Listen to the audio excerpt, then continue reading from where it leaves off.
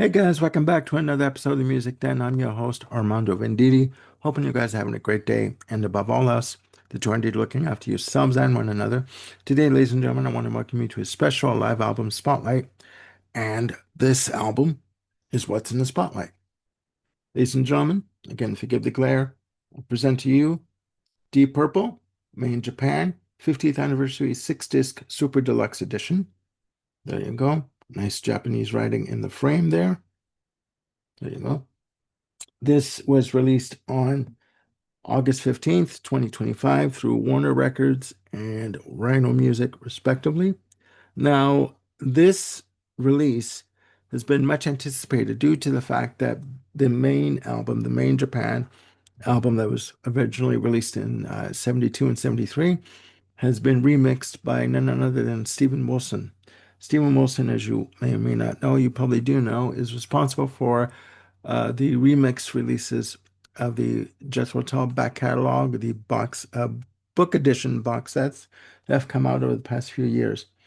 Now, the background for this album is quite long. There have been many versions of this album released. One in particular that was released was called Live in Japan, which is a triple disc set containing the entire three shows that were recorded on the 15th, 16th, and 17th of August in 1972 in Osaka and Tokyo, respectively. Now, but this is the first time that this type of, all the information in this set has been released altogether. Not only do you get the Steven Wilson remix of the commercially available made in Japan, you get the three concerts, sorry, recorded in their entirety, remixed by Richard Digby Smith.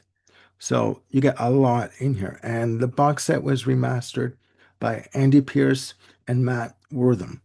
Now, in terms of the history of Made in Japan, it goes back to 1970.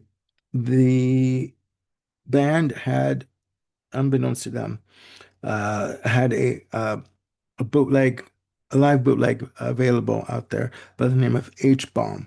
And this bootleg was praised for being listed as the best sounding live bootleg that was made available at the time.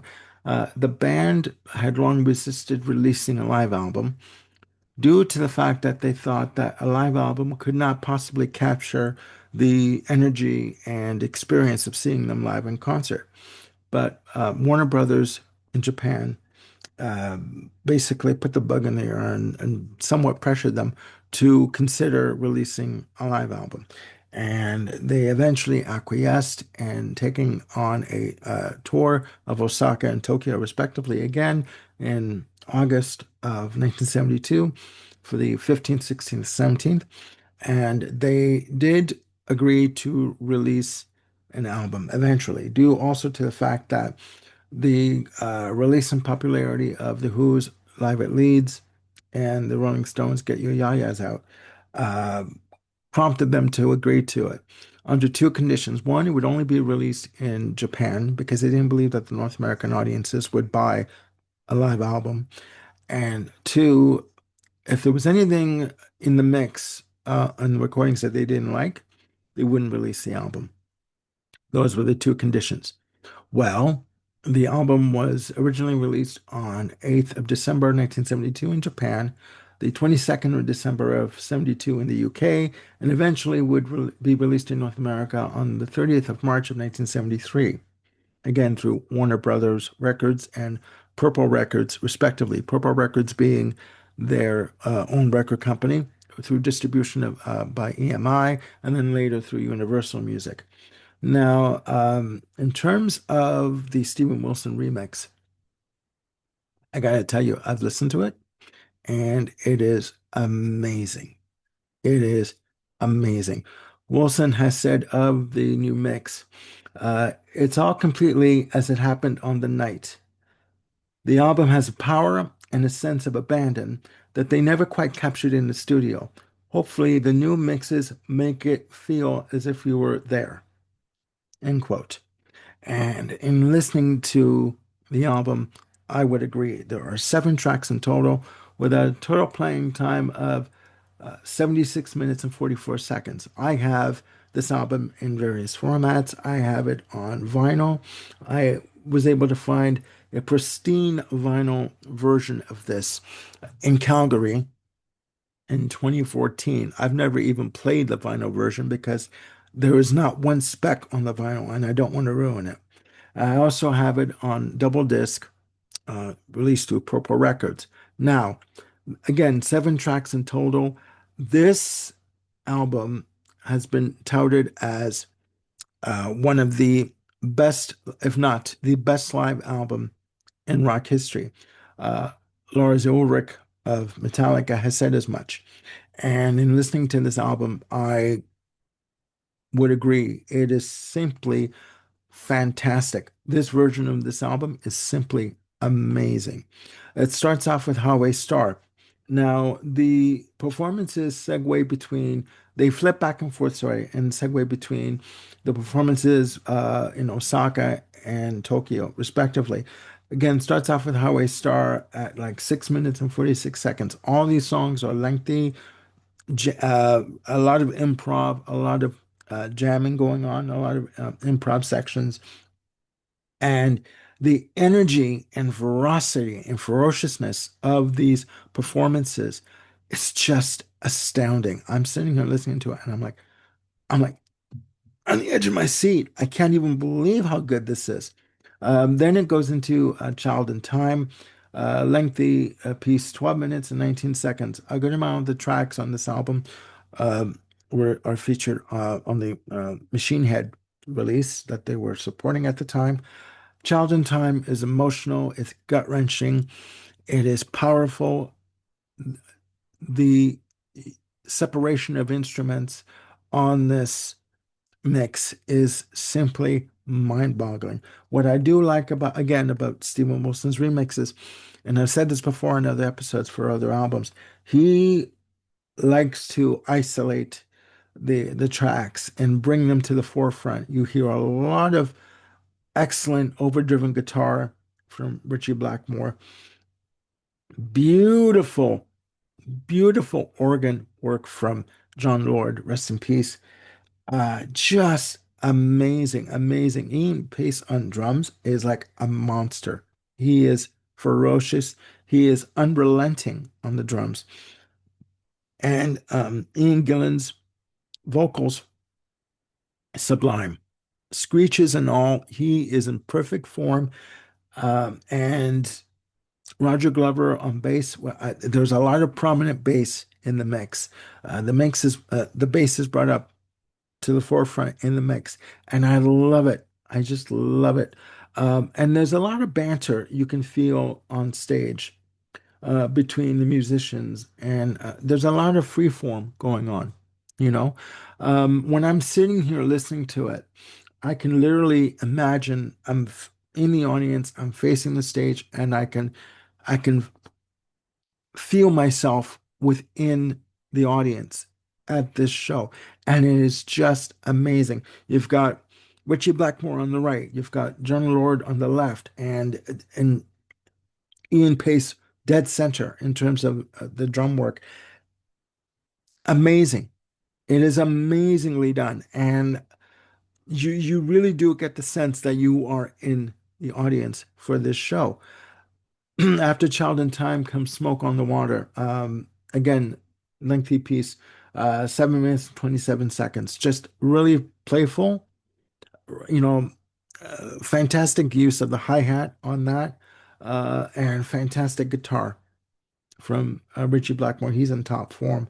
Up next is The Mule, at 9 minutes and 45 seconds, featuring a blistering extended drum solo from Ian Pace. Amazing, amazing. A lot of times during these shows in the 70s, rock bands, the drummers would do a drum solo so that the rest of the band could go off and rest and change clothes and get freshened up, however way they want to do it. And then they come back on stage for the end of the song. But it's amazing, amazing. Crisp drums on this, Fantastic bass work again throughout the entire album. After the Mule is a Strange Kind of Woman. Again, another lengthy improv piece, 9 minutes and 26 seconds. Beautifully done. Beautifully done. It's just um and this track in particular, you kind of get the feeling that they're having a good time on stage between Richard Blackmore and Ian Gillan. At this point, they were getting along. Maybe shortly after this that they would start to have friction with one another, but you could tell it's this.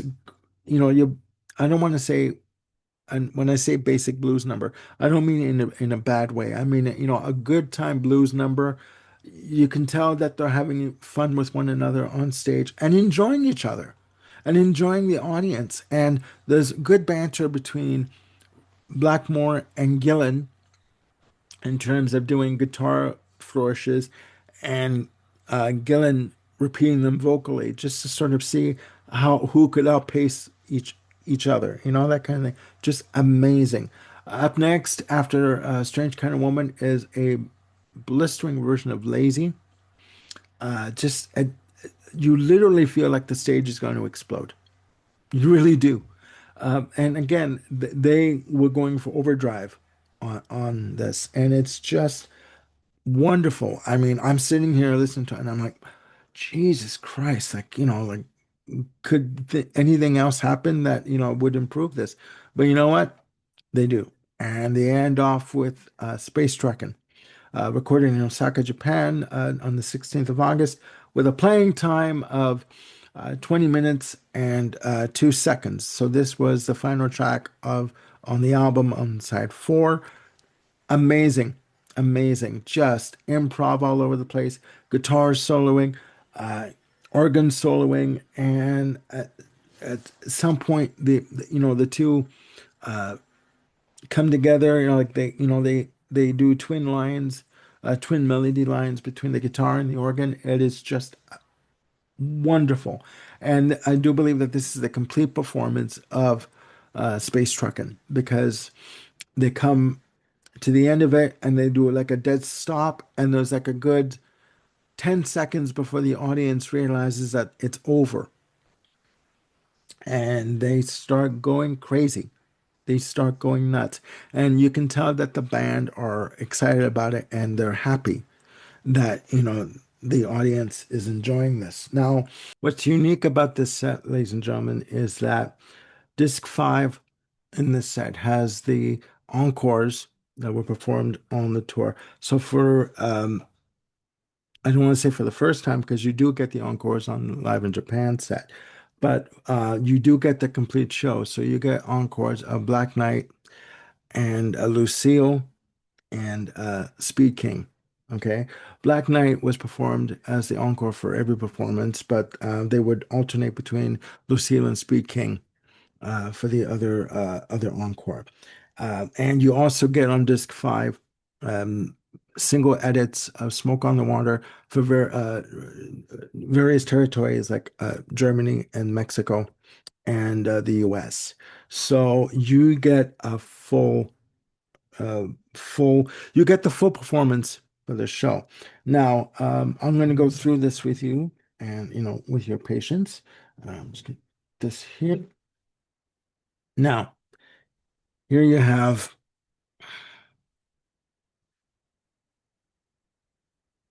the album, the Steven Wilson remix.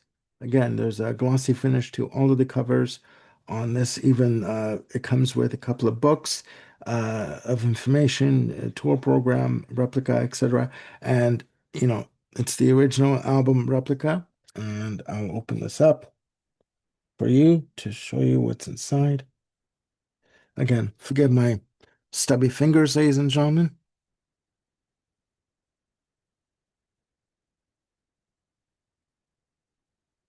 So you get a good replica of the inside of the album, the gatefold. There you go. And each disc comes in a plastic sleeve, a rounded plastic sleeve, and the labels on the discs are the Purple Records label, but with the Warner Records uh, logo on. So that's disc one. That's the main album. And discs two to four. Disc four, go nice shot of Roger Glover. Disc three, nice shot of Ian Gillan. And disc two, nice shot of Richie Blackmore. Now, these are all the three complete shows remixed by Richard Digby Smith. And disc five with the encores with John Lord and the single edits. And disc six, this is the Blu-ray audio disc with a picture of Ian Pace. And on this, you have the album made in Japan, remixed by Steven Wilson, done in Dolby Atmos 5.1 surround in stereo.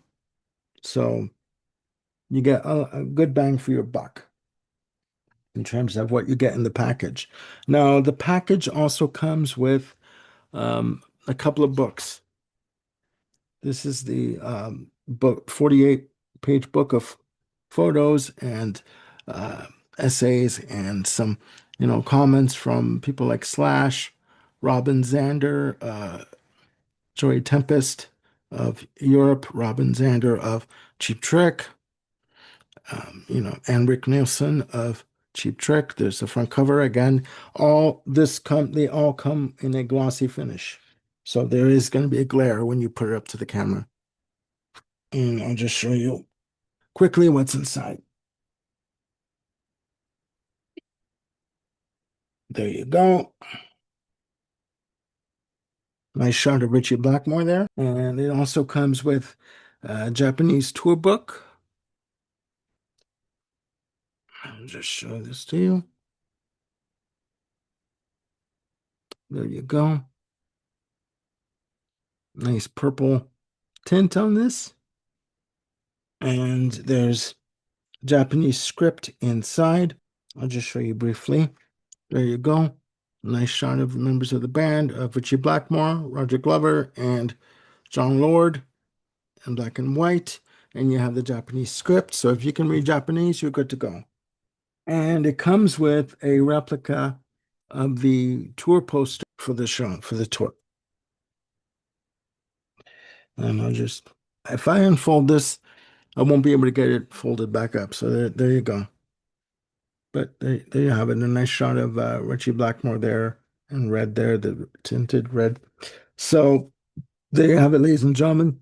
Made in Japan, 50th anniversary edition, 6-disc box set, featuring the original album and the 3 concerts in full that made up the music on the original commercial release.